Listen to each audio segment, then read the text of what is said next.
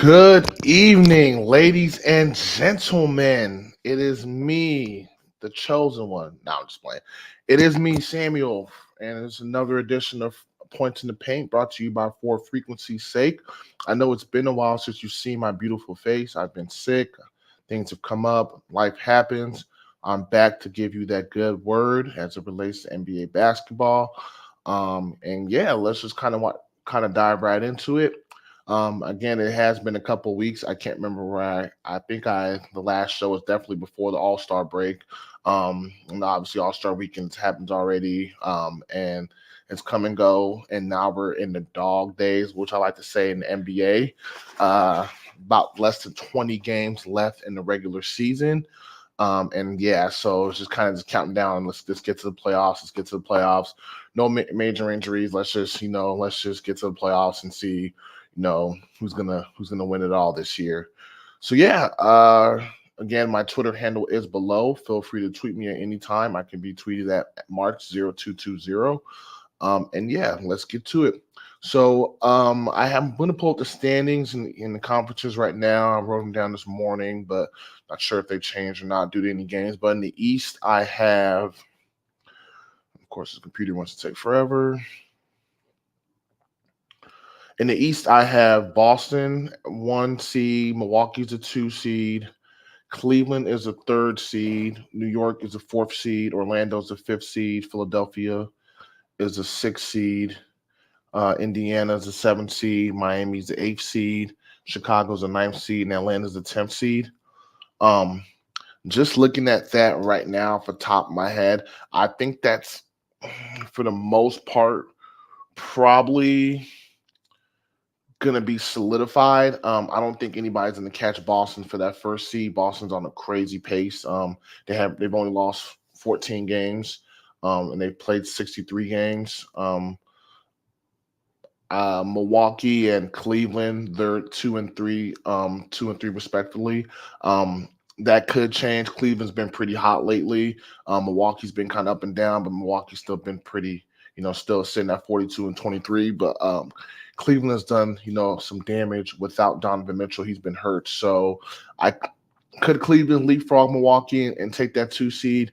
Definitely, possibly. They're literally only half a game behind. And yeah, only time will tell for that.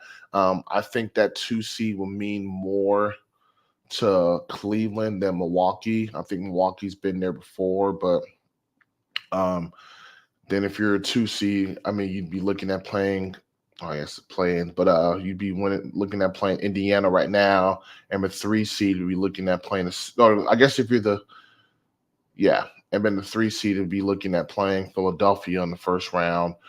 So if you caught Philadelphia in the first round, if Embiid comes back or not, whether he's hobbled, that'd be a first round matchup, a favorable matchup for you as well. Shout out to the Orlando Magic though, top 5, in the East, 37-28, doing their thing. The Knicks are 37-27, but the Knicks have a bunch of injuries, which I'll touch on later, but they still managed to stay a top 4 team in the East. Philadelphia has slipped a bit. They're obviously missing Embiid, who's been injured, which I'll touch on later. They're still, they're not in the play-in realm yet, but they got to be careful because they're literally only a half a game above Indiana for the 7th spot, and then again, seeds 7 through 10 are going to be in the play-in tournament and everything. So if you don't want to be in those games, because you never know. So Philadelphia is on thin ice, and so only time will tell there. So that'll be something. I stand corrected to look forward to or to watch moving forward is does Philadelphia continue to drop, and do they drop to the 7th seed? Because before, beginning of the season when they traded Harden, they were like a top seed. They were one of the top teams in the East, right there at Boston. But Joel Embiid's injuries definitely hurt them a lot.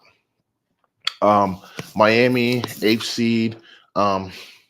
If Miami ended up playing Boston in the first round, I don't think they could win. But if they play Milwaukee in the first round, I think they could. I just think Miami's in Milwaukee's head, so that'd be something to kind of monitor and move forward. See where Miami finishes. Miami and Indiana too. They're literally tied. I think Indiana has a half game lead over Miami. And then Chicago's 9 and Atlanta's 10. I think Chicago's going to probably be cemented at that 9 spot. Looks like we're going to be just a little bit under 500. That's how it's been all year. Win a game, lose a game, win a game, lose a game. We're just right there. Atlanta 29 and 35, and I believe Trey Young is out. That's another injury, if I remember correctly. So um, I think Atlanta will probably be etched into that 10th spot. I don't think I don't think they're in danger of falling out because Brooklyn's been pretty bad. And Brooklyn just lost Ben Simmons, and I believe they lost somebody else too. But they lost Ben Simmons for the year.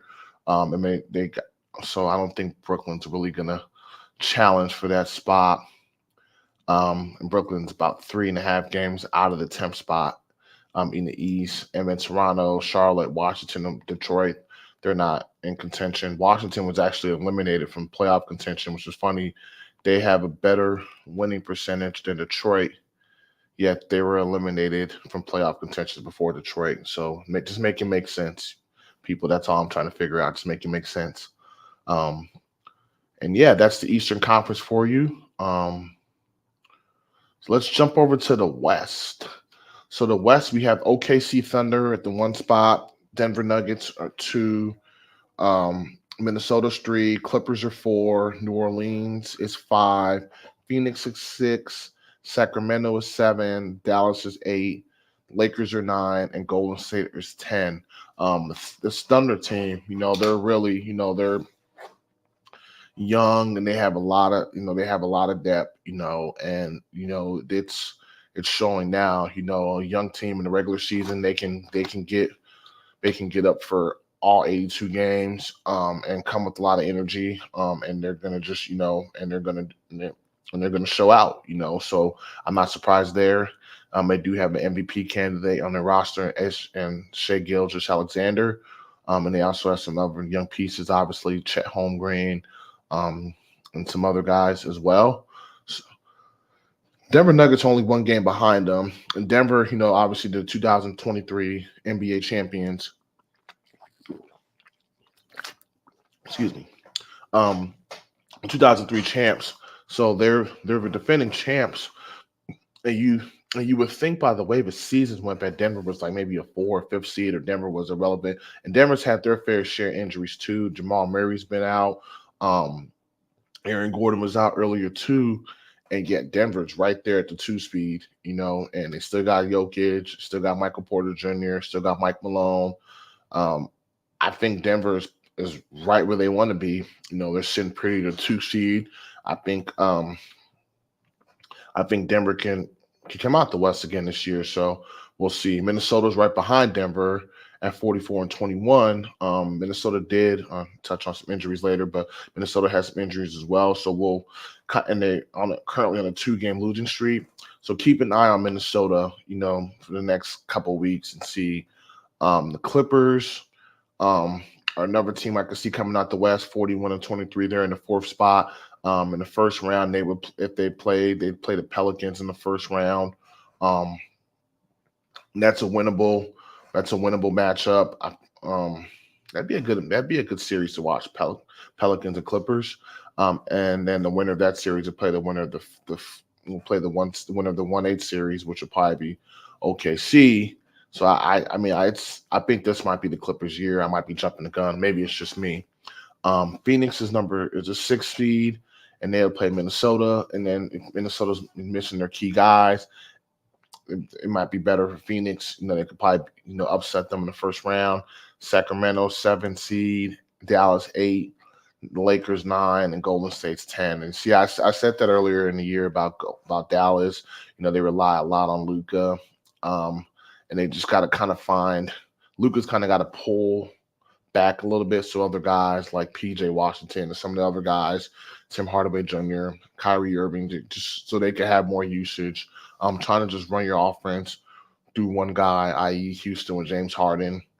It may work in the regular season, give you some wins and some nice moments, but it's not sustainable basketball. You're not going to win in the playoffs. You're not going to go very far. So we'll see how the bottom 4 in the West finish. I don't think Houston's going to catch Golden State. for that last 10th playing spot. So I think for the most part, these I believe these standings are set. The order is probably not, but I believe the 10 teams are they're going to come out the they're going to be in the playoffs in the West. I think they're pretty much set. Houston's probably, I mean, Houston's 4.5. No, yeah, 4.5 games behind Golden State, so they could, but then they potentially might have lost their best player too, to an injury, which I could touch on later. And then after that, Utah, but I'm not sure if Utah's playing to win it or if they're tanking. I never know if Utah. And then Memphis isn't going anywhere. Portland's not going anywhere. San Antonio's not going anywhere. We all know that. So there's no needs. I guess maybe only two potential teams to get in would be Utah and Houston, but one of the teams above would have to have a collapse, like lose like 10 straight or something, where they'd fall out and the other team would get in. But it's still about 20 games left, so we'll see. Kind of sucks if you're a team like Houston or Utah. I mean, you have this young talent. I mean, and maybe you don't make it, you kind of want to make it, get your guys some experience. So we'll see. Um, we will see. All right. So my next segment, I want to look at some injuries, some notable injuries. And I might have missed a couple. Feel free to let me know. I know I've definitely missed a couple. I just thought of one now. Trey Young from Atlanta. I can't remember what his injury was. I'm going to say it was something with his knee. I could be wrong, but Trey Young is out for Atlanta. Russell Westbrook is out for the Clippers with a fractured hand. Julius Randle remains out for the Knicks with the shoulder. OG Anunoby also with the Knicks remains out with the elbow. Karl Anthony Towns from Minnesota has a meniscus. He's out for a month. Alfarine Shingun, I think I got that right. From Houston, he's got a knee and ankle injury. He's out. He's going to get an MRI. Don't know how serious that is. Benedict Mathurin for the Pacers. Labrum shoulder, he's out for the season. Joel Embiid for the Sixers. He's got a knee issue. And he's been out for a while. They're hoping he can make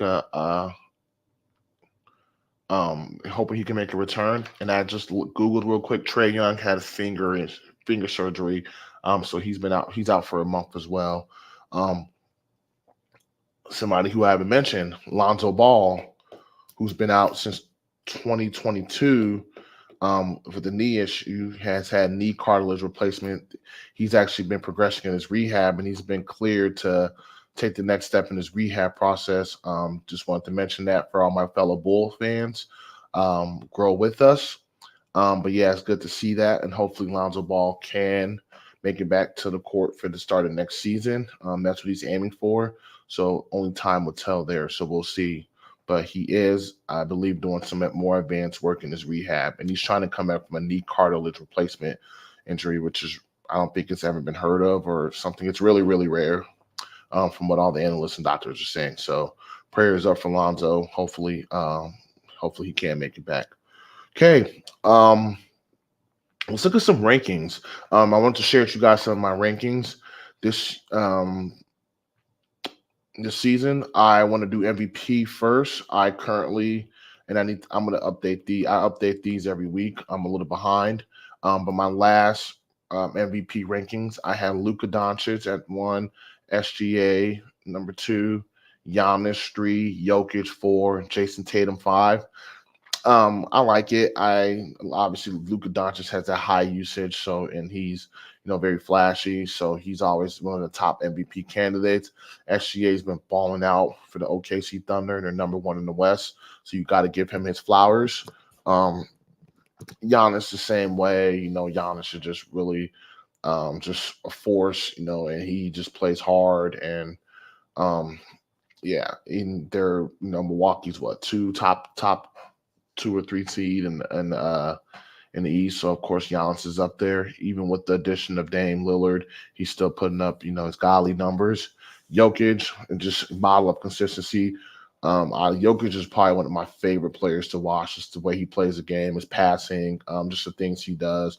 If he's a guy you play pickup with, and he just doing this thing, like it'd just be so fun to play. And just the fact that he gets other guys involved, and he can also score on his own too. That's just the way I like to see basketball played. Tatum, who just does not get, that MVP love like normal, but Boston is number one in the East, and so he is up there, and I mean he's a major reason why. Don't know why he's never really higher. I mean he's got some other guys above him, and I kind of want to look at his numbers right now for that I'm curious. Tatum's averaging 27 points, 9 rebounds, 5 assists, shooting 47% from the field. His 27 points are 10th in the league, 9 rebounds, 24th in assists, 5.5 assists is good for 44th, top 50. Um, I'm not sure why he never really. I mean, Boston's got a stacked team, and I mean he plays with Jaylen Brown too, who's also a stud. Maybe if Jaylen Brown wasn't there, if there was just one or the other, he probably would, but the team wouldn't be that good. But yeah, he's. I mean, I got him at top five, so we'll see ultimately what ends up happening there. So then let's jump over to Rookie of the Year rankings. I have Wemby from San Antonio number one, Chet Holmgren number two, Brandon Miller number three, Pods, Brandon Brzezinski from Golden State number four, and Jaime Jaquez from Miami Heat at number five. No real surprises there. Um, Pods has been playing really well for Golden State, getting more of an opportunity, especially with Chris Paul being out. And I think Moses Moody was out as well, so he's got more. And I believe Golden State moved Clay to the bench, so it opened up more opportunity for Pods and just been playing smart basketball. Brandon Miller at number three, he just has the green light because they traded Gordon Hayward. They traded PJ Washington too. So he's just having Brandon Miller's in the benefit from just having the shot attempts and just opportunity. Wemby and Chet at 1 and 2. I think that's going to be a good rivalry for young bigs moving forward. I believe Wemby got the best of Chet in the last matchup. I believe he blocked his shot, something like that, after Chet tried to step back. And then number five, Jaime Jaquez has just been playing consistent basketball for the Miami Heat.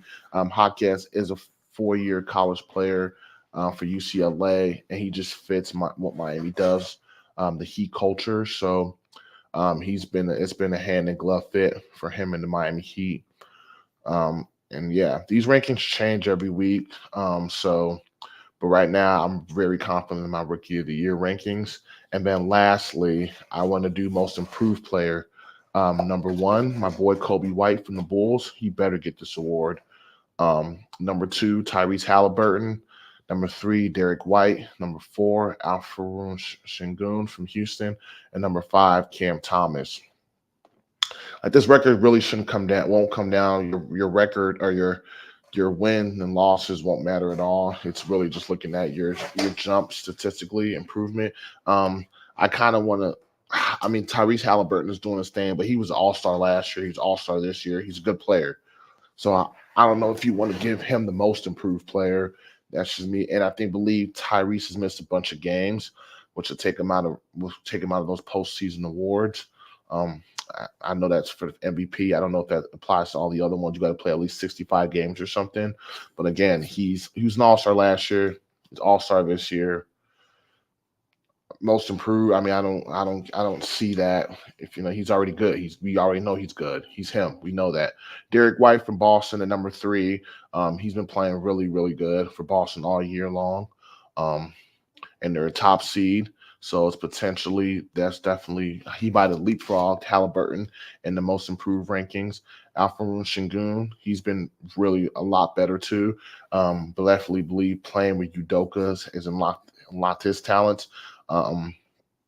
Hopefully he can continue to grow and develop. They like to call Şengün a poor man's Jokic because he's a big man who makes plays for his teammates. And I just want to say before there was Jokic doing that thing, and I'm just not throwing any shade because obviously Jokic is good, but Joakim Noah was a big man that made plays too, passes too. So wasn't the first big man, but yeah. So you just and all those guys are just so vital to your team. If you have a big that can pass and do that thing and score, but it can pass to get your other guys involved, it just makes the game so much easier for your other players. And then number 5 is Cam Thomas, and I believe he's been injured and in and out. But now I don't know what Brooklyn's doing. I mean, Simmons out. I believe they fired their coach. Yeah, they did fire. They fired Jacques Vaughn. Ben Simmons is out for the year. Um, I don't even know if I've even seen can't remember his name. Cam from UNC. Cam, not Cam Thomas. Uh, Three other Cam. I can't think of his name. He'll come to me now, but I don't even think I've seen him play a whole game this year. Mikal Bridges has been obviously Mr. Iron Man. They got Dennis Schroeder. I'm not sure what Brooklyn's doing. Um, Nick Claxton's a good piece. They got Dorian Finney-Smith. Yeah, I'm not sure.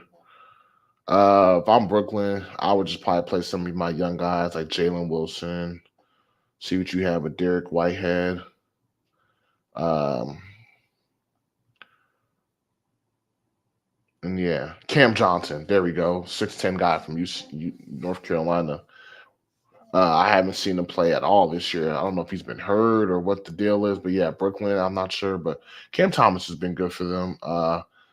And he possibly could win that award as well. He came on late last season or the season before, but he's still continuing to do his thing. Cam's averaging 21.3 points.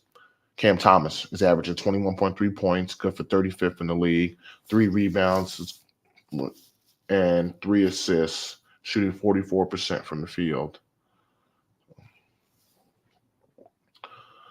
I didn't even look at Kobe White's numbers, and he's the guy I want to win it. Let's see what Kobe's numbers are.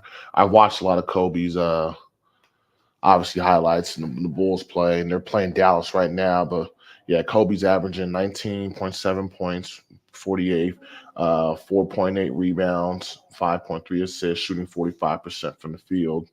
Um, but yeah, he's been balling out this year. I mean, he has, and so is Sumu. Just has better control of the game. Just watch them play. Just has more control. And yeah, so hopefully Kobe wins it. You never know.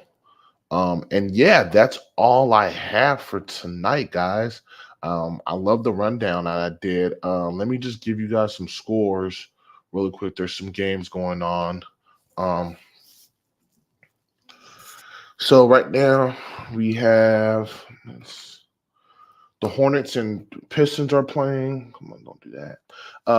Pistons are beating the Hornets 68-50. Um, Cavs and Suns are playing. Cavaliers are beating the Suns 65-54. Bulls and Mavericks are playing. Mavericks are beating the Bulls 23-12. Spurs are beating the Warriors 22-15. Um, and that's it for now. Raptors and Nuggets kick off later. Celtics and Trailblazers kick off later tonight as well. I could see the Nuggets winning their game, and I could see the Celtics winning their game. The Warriors should win this game. It's on the road playing the Spurs. We'll see. The Bulls are playing the Mavericks. Mavericks are tough. I mean, Luka's a tough matchup, but we're at home. I mean, we're only so hopefully we can fall on that home crowd. But the Bulls also have some injuries as well, so our depth's kind of being tested. Suns and Cavaliers. Cavaliers have been balling out. I believe the Cavs should win this game. And then the Pistons are up 16 now, beating the Hornets, but both those teams are bad, so anything can go. So I wouldn't count it one way or the other. But yeah, I'm gonna call it right there for tonight, guys. Thank you for blessing me with your presence. This is another edition of Points in the Paint. I am Sam Odiemi. I will be tapping in with you guys here in the next couple of weeks as well to give you an update. And then when the playoffs start, I will be on more. I don't know what the schedule is going to be. I don't know if I want to do it every week in the playoffs. I might have to do more segments throughout the week.